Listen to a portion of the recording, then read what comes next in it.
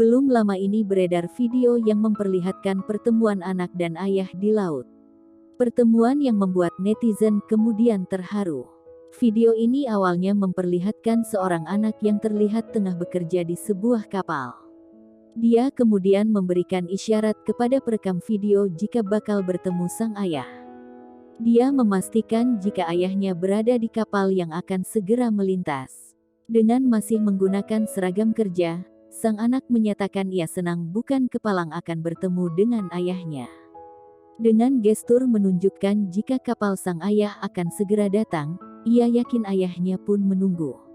Ia pun berusaha memastikan dengan ponselnya.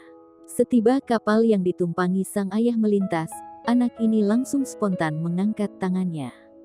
Dia menggerekkan tangannya berkali-kali sebagai isyarat menyapa. Netizen pun terbawa haru menyaksikan video ini.